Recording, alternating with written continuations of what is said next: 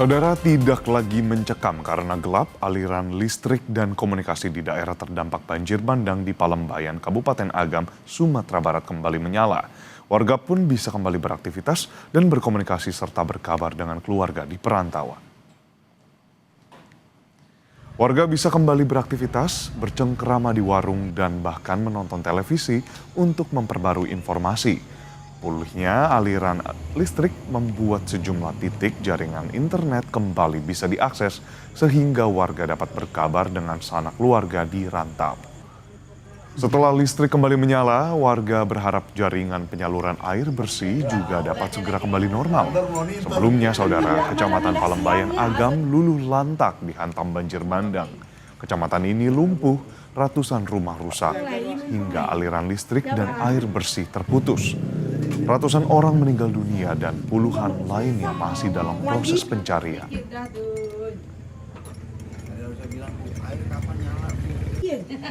Alhamdulillah, senang sekali Pak, senang sekali.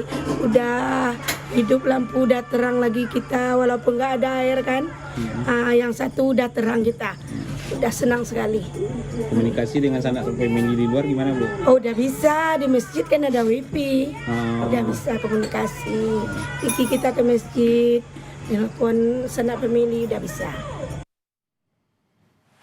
Sementara untuk mempermudah jalannya penyaluran bantuan, sejumlah jembatan darurat dibuat dengan menggunakan kayu gelondongan sisa banjir. Dengan adanya jembatan akses jalan darurat, saat ini masih terdapat 3 titik terisolasi dari sebelumnya 12 titik di Kabupaten Agam. Pemkab Agam menyebut saat ini terdapat 20 unit alat berat untuk melakukan proses pembersihan kawasan dan pembukaan akses jalan ke daerah terisolir. Untuk memaksimalkan proses pembersihan dan pembukaan akses jalan, Bupati Agam Beni Warlis menyebut setidaknya diperlukan 30 alat berat.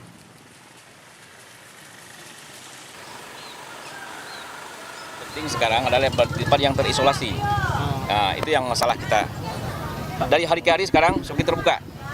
Hari ini Matur sudah bisa dilewati. Jadi Matur tidak isolasi lagi. Jadi sudah bisa kita melalui darat kan, isolasi. Kemudian nanti masuk ke Palembayan. Palembayan maksudnya yang daerah sana. Itu juga sudah terbuka. Hanya beberapa nagari lagi yang belum.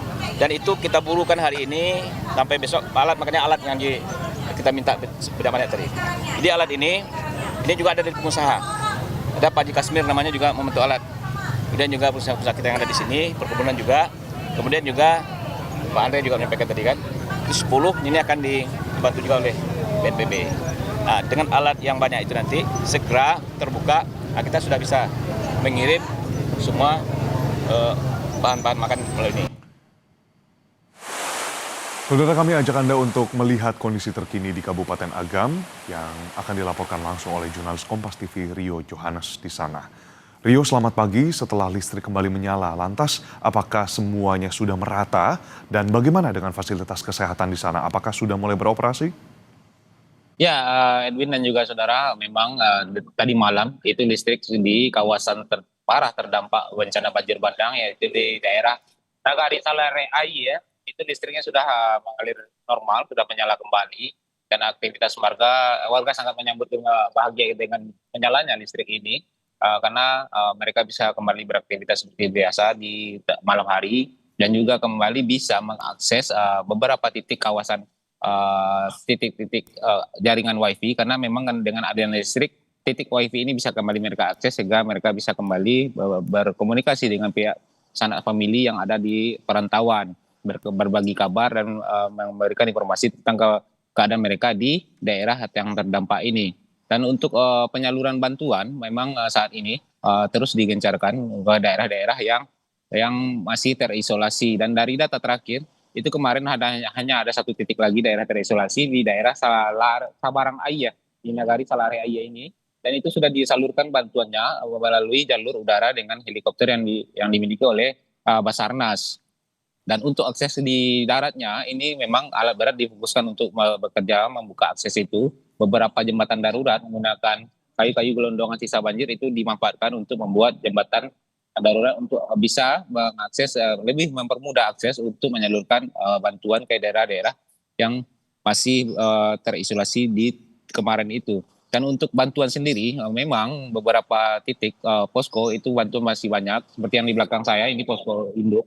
Posko di mana posko utama untuk kecamatan Palembayan. Di sinilah poskonya ditempatkan. Dan seperti yang dilihat di situ di belakang itu banyak sekali bantuan.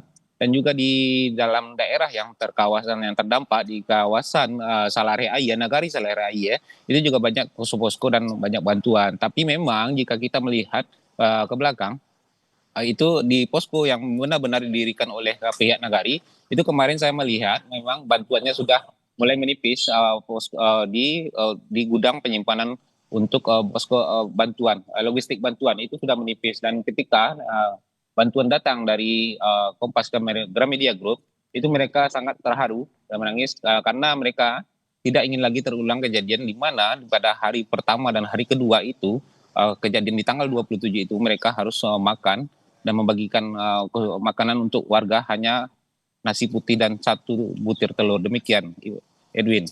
Baik, tadi yang menjadi sorotan kita masih ada 1 daerah yang terisolasi dan untuk proses pembukaan jalan menuju daerah tersebut sudah dikomunikasikan bisa menggunakan helikopter dan harapannya bukan hanya secara swadaya tadi untuk pembuatan jembatan lewat kayu gelondongan, tapi pemerintah dan juga secara komprehensif dapat kemudian membuka jalur dan jalan menuju daerah terisolasi. Terima kasih banyak laporan Anda, jurnalis Kompas TV Rio Johannes melaporkan langsung dari Kabupaten Agam, Sumatera Barat.